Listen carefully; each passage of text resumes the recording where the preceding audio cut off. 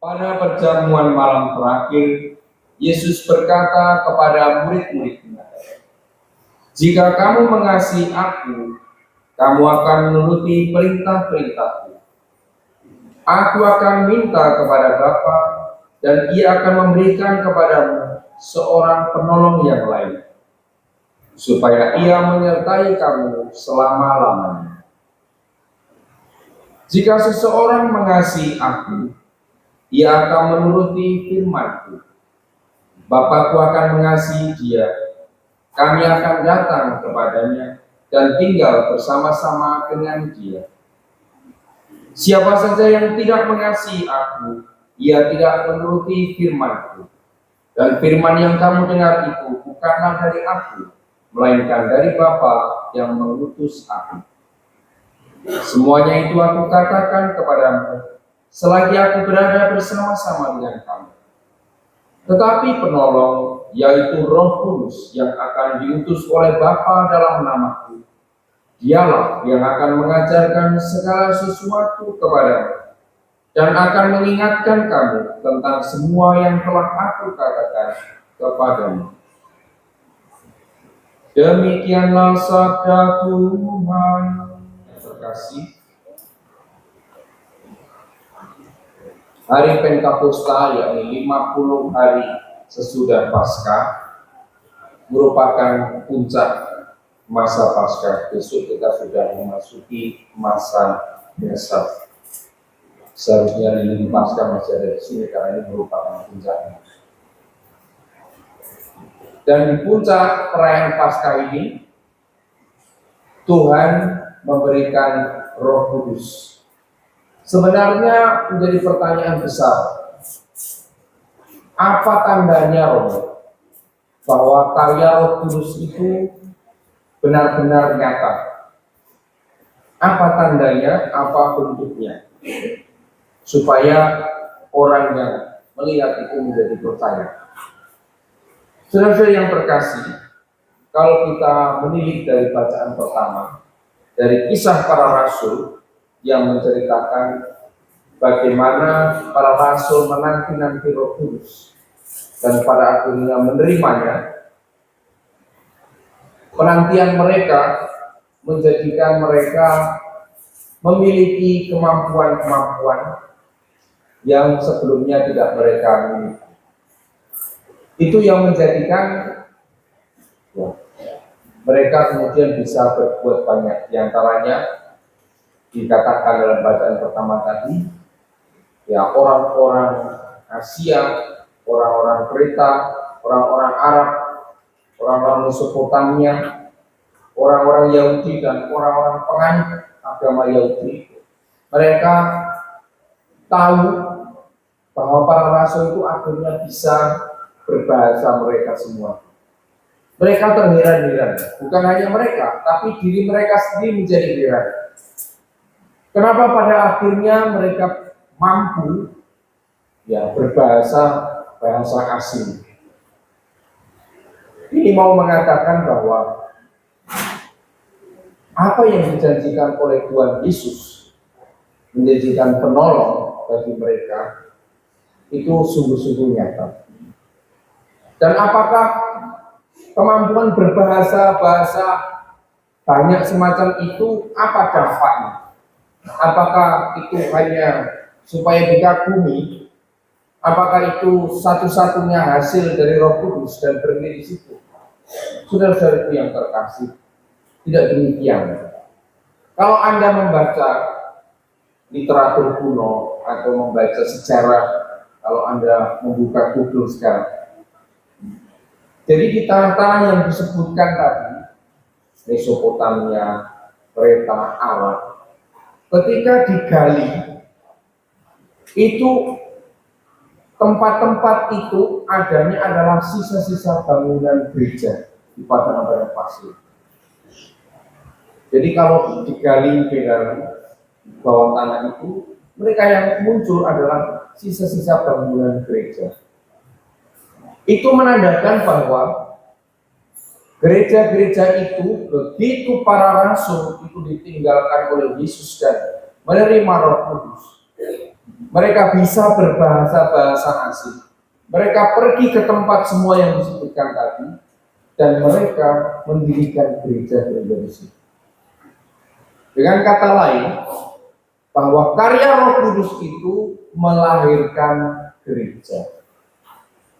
Gereja menjadi hadir di daerah Mesopotamia, Arab, Turki, semuanya itu para murid menyebar dengan bimbingan Roh Kudus itu dan mendirikan gereja-gereja di sana. Maka banyak sekali gereja-gereja di sana itu setelah Yesus berangkat naik ke surga. Inilah yang disebut karya Roh Kudus. Dan bukan hanya itu saja, tetapi akhirnya gereja bisa sampai di Roma, di Italia. Dan sekarang menjadi pusatnya, kekatolikan atau kekristenan. Dari Israel, dari tanah di mana Yesus hidup, sampai ke Roma itu jauh sekali. Harus menyeberangi laut. Dan orang Yahudi, jajahan bangsa yang kecil, itu sudah tidak dihitung karena sudah kalah, sudah dijajah, sudah menjadi koloni, sudah menjadi bangsa yang istilahnya baik alamnya saja sudah dihancurkan oleh bangsa Roma. Tetapi justru oleh para rasul pengikut Yesus ini yang percaya kepada firman Tuhan, para murid ini mampu menerima Roh Kudus, lalu bisa mewartakan Injil Santo Petrus dan Santo Paulus sampai ke Roma. Bukan hanya mewartakan Injil di sana. Bangsa Roma yang dulu barbar, yang dulu penjajah, yang dulu menganiaya, sekarang memeluk kekristenan. Dan dari situlah kemudian gereja itu semakin tumbuh menyebar ke seluruh dunia. Saudara yang terkasih, maka kalau kita ini memohon karunia Roh Kudus, itu seperti memohon daya, energi atau kekuatan yang istimewa, supaya kita mampu melakukan sesuatu yang mustahil. Bukan kita yang melakukan, tetapi Allah sendiri dengan Roh yang tinggal di dalam kita. Maka dalam bacaan kedua, ketika Roh Kristus itu ada di dalam kamu, memang dagingmu itu mati karena dosa, tetapi Roh itu yang membuat hidup. Roh itu yang memberi daya, Roh itu yang memberi energi bagi kita untuk mampu dan melanjutkan apa yang kita harus kerjakan. Seperti yang para rasul alami, Roh yang sama yang kita minta, yang kita mohon dari Tuhan itu, supaya berguna saat kita itu lemah. Ingat Bapak dan Saudara yang terkasih, ketika belum menerima Roh Kudus, para rasul itu mereka tidak memiliki keberanian, tidak memiliki keterampilan, tidak memiliki segala daya yang diperlukan untuk menyebarkan Injil dan bahkan mendirikan gereja. Tidak mampu. Demikian juga kelemahan yang dimiliki oleh para rasul itu juga kita miliki secara manusiawi sampai sekarang ini. Oleh karena itu kita sering putus asa, sering tergoda, sering lemah dalam berbagai hal, sering pikiran kita ini buntu, mentok atau bam. Seringkali tidak menemukan jalan keluar atas segala harapan yang kita sudah gantungkan. Nah, saat seperti inilah Roh Kudus itu bekerja. Maka cara-cara Roh Kudus itu bukan cara-cara manusiawi kita. Cara-cara Roh Kudus itu merupakan cara-cara Allah yang kita sendiri barangkali kita tidak tahu alurnya. Tetapi pasti karena apa yang dijanjikan oleh Tuhan Yesus seperti dalam Injil, Dia akan menyertai kamu selama-lamanya. Yang diperlukan dari kita itu adalah apa, saudara yang terkasih? Keterbukaan hati. Saat kita ini merasa lemah, saat kita merasa tidak mampu, saat kita ini seringkali merasa sudah ambil jalan ke sana tidak menemukan, sudah melangkah ke sana tidak ada jalan keluar, sudah minta bantuan ke sana tidak juga muncul. Di saat itulah kita perlu kekuatan Roh Kudus itu. Dan jika kekuatan Roh Kudus itu tinggal di dalam kita, Roh itulah yang membuat kita mampu. Dan itu bisa saja Roh itu memberi kekuatan secara tiba-tiba. Dalam bentuk apa? Bisa saja itu inspirasi, bisa saja itu menjadi dalam bentuk ingatan, bisa jadi itu dalam bentuk personal pribadi yang dihadirkan, bisa jadi itu lewat orang asing yang tiba-tiba datang kepada kita. Aneka macam segala kemungkinan daya Roh Kudus itu datang kepada kita dan memberikan jalan keluar. Saudara yang terkasih, banyak sekali pengalaman rohani itu yang bisa ditimba itu dari peristiwa-peristiwa karya Roh Kudus. Artinya, dalam hidup kita itu banyak sekali, kalau Anda mulai meneliti kembali jalan hidup Anda itu sebenarnya lebih banyak ditentukan oleh Roh Kudus daripada kemauan manusia itu. Banyak hal kalau kita resapkan perlahan-lahan, hidup kita itu menjadi seperti ini.